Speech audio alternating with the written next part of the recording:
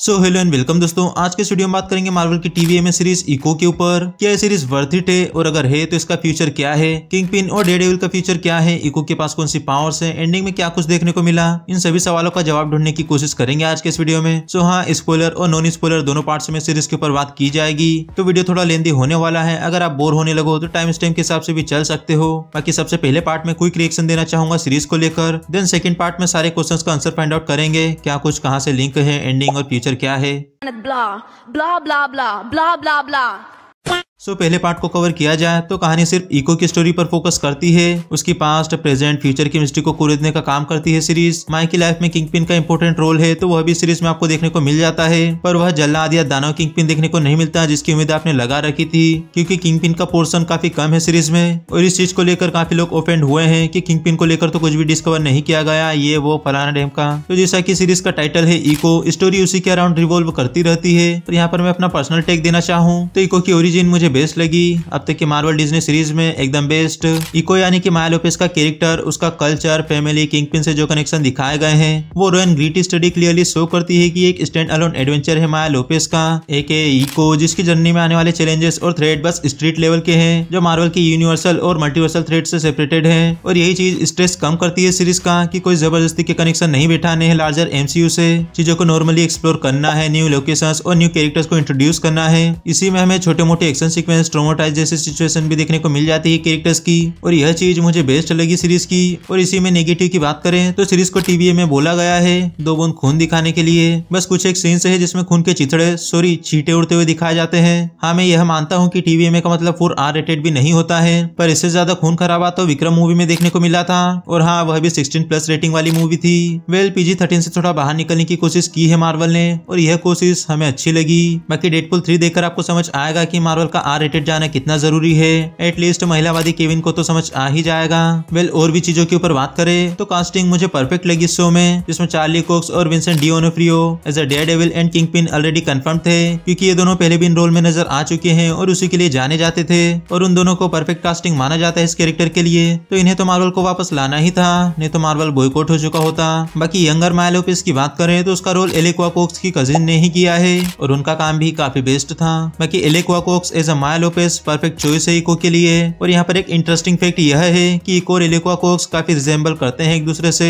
जिन लोगों को नहीं पता उन्हें बता दूं कि इको को प्ले करने वाली एक्ट्रेस रियल लाइफ में भी डीप है, जो सुन और बोल नहीं सकती। रियल में भी वह साइन लैंग्वेज का यूज करके बात करती है, और हाँ, अपने एक पैर के लिए प्रोस्थेटिक लेग का यूज भी करती है। और यही नहीं, यहाँ पर इंटरेस्टिंग फैक्ट यह है कि एलेक्वा कॉक्स ने अपने स्टंट खुद किए हैं, तो अपने डेब्यू से ही एलेक्वा कॉक्स ने 4 चांद लगा दिए हैं। बाकी मार्वल को हेड्स ऑफ इन्हें कास्ट करने के लिए। बाकी इसी से एक्शन सीक्वेंस की बात करें तो पहला एपिसोड का एक्शन सीक्वेंस काफी बवाल था। वो 6 मिनट का 1 शॉट सीक्वेंस है, जिसमें 25 मिनट पर डेयरडेविल की एंट्री होती है, तो भाई साहब मजा आ जाता है। और सच कहूँ तो असली मजा 1 टेक शॉट्स में ही आता है, उसकी बात ही अलग होती है। इसी में एक और नेगेटिव पॉइंट की बात करें तो 6 मिनट के 1 शॉट सीक्वेंस के बाद कोई एक्शन देखने को नहीं मिलता पूरी सीरीज में। बस 5th एपिसोड के लास्ट के 30 सेकंड में माया अपनी कॉस्मिक पावर्स का यूज करके बैंड बजा देती है किंगपिन की, जो कि पता नहीं एक्शन सीक्वेंस में काउंट किया जाना चाहिए या नहीं। और यह भी ठीक है कि चीजें आसानी से निपट सकती है तो निपटा दो।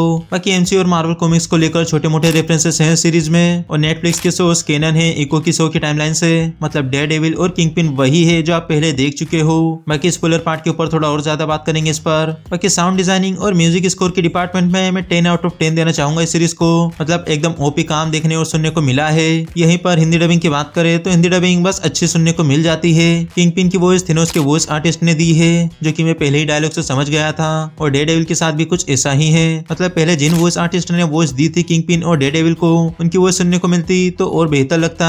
यहाँ पर भी मैं अपना पर्सनल ओपिनियन देना चाहूँ तो हिंदी डबिंग में आजकल मुझे सुनी सुनाई वॉइस सुनने को मिली है, जिनमें आजकल पहचान जाता हूँ वॉइस आर्टिस्ट कौन है, तो मैं थोड़ा सा ओरिजिनल की तरफ मूव करने लगा हूँ। बाकी हिंदी डबिंग ठीक ठाक है, और हिंदी के साथ साथ तमिल तेलुगु का डब भी आपको देखने को मिल जाता है। बाकी सपोर्टिंग कैरेक्टर्स का काम भी अच्छा देखने को मिल जाता है सीरीज में। सीरीज से ज्यादा कुछ उम्मीद थी नहीं मेरी, तो शायद इसलिए मुझे ये सीरीज काफी हद तक बेहतर लगी। बाकी एमसी सीरीज के कंपैरिजन में एकदम बेस्ट तो नहीं, नहीं जिसे मैं मस्ट वॉच बोलकर रिकमेंड करूं, पर हाँ इस 5 एपिसोड के सीरीज को मैं लोकी और मून नाइट के बाद 3rd नंबर की पोजीशन देना चाहूंगा। बाकी अब सीरीज के स्पॉइलर पार्ट को डिस्कस कर लेते हैं जिसमें काफी कुछ है डिस्कस करने को, जिसमें सबसे पहले इको की पावर्स और उसकी हिस्ट्री के ऊपर बात कर लेते हैं। तो इको के पास कॉस्मिक पावर्स हैं, वही पावर्स जो इटर्नल्स में एजेक के पास देखने को मिली थी।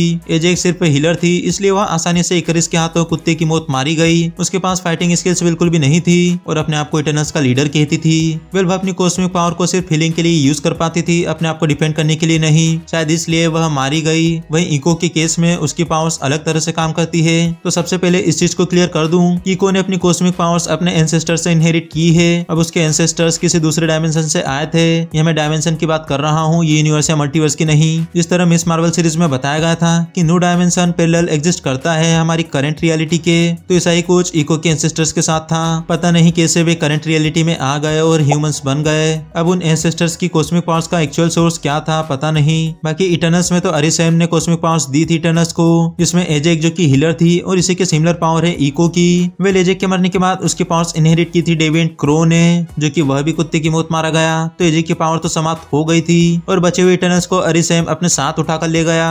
तो यहाँ पर इटर्नल्स और इको के बीच कोई कनेक्शन तो नहीं है। हालांकि कनेक्शन हो सकता था अगर मार्वल चाहता तो, पर पता नहीं मार्वल इतना भाग क्यों रहा है इटर्नल्स मूवी के इवेंट्स पर बात करने से।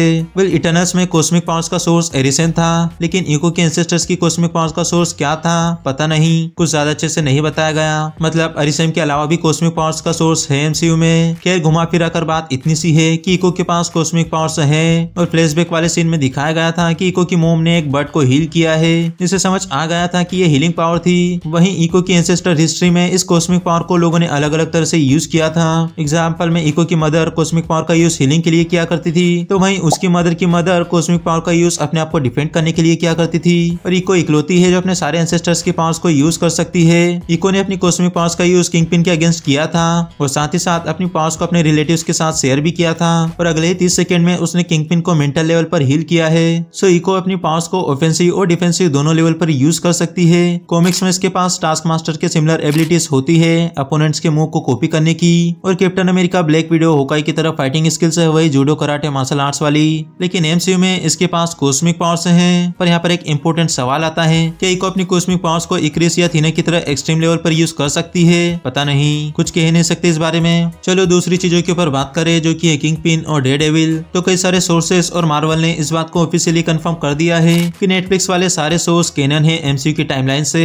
तो फिर से मैं अपनी बात को रिपीट करूं तो डेयरडेविल और किंगपिन वही हैं जो आप पहले देख चुके हो। उनकी स्टोरीज वहीं से कंटिन्यू हुई हैं जहां पर एंड हुई थी, बस दोनों के पावर लेवल में थोड़ा सा इनहेंसमेंट देखने को मिला है। किंगपिन सुपर सोल्जर की तरह कार का डोर उखाड़ देता है, लोगों को उठा उठाकर सुतली बम की तरह दूर फेंक देता है।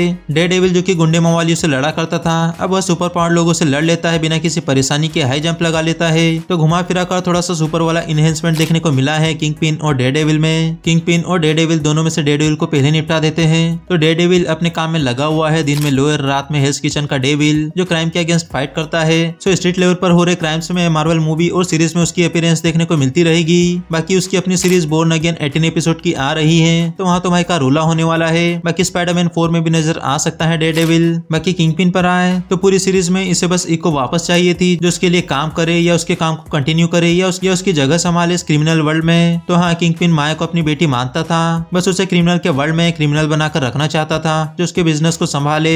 लेकिन इको अपनी जिंदगी अपने हिसाब से जीना चाहती थी। बातों से मामला न सुलझने पर किंगपिन दूसरे हथकंडे अपनाता है, लेकिन वहाँ पर इको अपनी कॉस्मिक पावर का यूज करके किंगपिन का प्लान फेल कर देती है और किंगपिन को ट्रॉमा से बाहर निकालकर उसे जेल भेज देती है। देन सीरीज के एंड में किंगपिन जेल से बाहर निकल चुका है और न्यूज देख रहा होता है कि मेयर के पद के लिए चुनाव होने वाले हैं और न्यू को कोई उम्मीदवार नहीं मिल रहा और किंगपिन की इविल स्मेल के साथ सीरीज एंड हो जाती है। तो घुमा फिरा के किंगपिन मेयर के पद के लिए चुनाव लड़ेगा और जीतेगा भी। आखिर किंगपिन है वो। वेल बोर्न अगेन की स्टोरी लाइन यही होगी कि किंगपिन मेयर बन जाएगा, डेयरडेविल क्राइम के अगेंस्ट फाइट करता रहेगा, पर किंगपिन की पॉलिटिकल और मैनिपुलेशन पावर के चलते डेयरडेविल को काफी मुश्किलों का सामना करना पड़ेगा। शायद उस अकेले से किंगपिन संभाला न जाए। तो स्ट्रीट लेवल के जितने भी हीरोज हैं, Matt, Jessica Jones, Luke Cage, Iron Fist और हमारा friendly neighbourhood Spiderman, also Echo, ये सभी किंगपिन के अगेंस्ट फाइट करेंगे। इन सभी का अपीयरेंस डेयरडेविल बोर्न अगेन में देखने को मिलता रहेगा और किंगपिन स्ट्रीट लेवल सुपर्स के लिए थेनोस होने वाला है और ये बात खुद विंसेंट डी ओनोफ्रियो ने कही थी। तो घुमा फिराकर सीधे शब्दों में बात यही है कि स्ट्रीट लेवल पर क्राइम्स होते हैं और होते रहेंगे और इस क्रिमिनल वर्ल्ड का बादशाह होगा किंगपिन, जिसकी मेन पावर है पॉलिटिकल और मैनिपुलेशन। जिसका कोई इमेज भी नहीं है। फिर भी नमूनों की टीम कोशिश करती रहेगी किंगपिन को रोकने की, लेकिन वो किंगपिन है, ये बात आपको ध्यान में रखनी चाहिए। बाकी बोर्न अगेन की स्टोरी में किंगपिन के मेयर बनने वाली चीज को दिखाया जाएगा और स्ट्रीट लेवल के सुपर हीरोज का अपीयरेंस देखने को मिलता रहेगा, जिसमें अब इको और स्पाइडरमैन के नाम भी है। बाकी डेयरडेविल के बाद पनिशर की सीरीज भी आने वाली है, तो उसमें भी हमें स्ट्रीट लेवल सुपर हीरोज का रोल देखने को मिल सकता है, और तो स्पाइडरमैन 4 में भी ये नमूने देखने को मिल सकते हैं। एटलीस्ट डेयरडेविल और किंगपिन का काफी लेना देना रहता है स्पाइडरमैन से, तो इनके दिखने की पॉसिबिलिटी थोड़ी ज्यादा है। बाकी यह था आज का वीडियो इको सीरीज को लेकर, जिसमें ऑलमोस्ट सारी चीजों के ऊपर बात कर ली है। अगर आपका कोई सवाल है या कोई थ्योरी है तो कमेंट करके बता सकते हो। इंटरेस्टिंग रही तो उस पर वीडियो बनाकर डिस्कशन करेंगे। बाकी वीडियो अच्छा लगे तो वीडियो को लाइक करना, ऐसे और वीडियोस देखने के लिए चैनल को सब्सक्राइब करना। मिलते हैं फिर किसी एक और अमेजिंग न्यू वीडियो के साथ। टिल देन आप मेरे चैनल पर विजिट करके कुछ प्रीवियस वीडियोस को जरूर चेकआउट करें। Messing with my head again.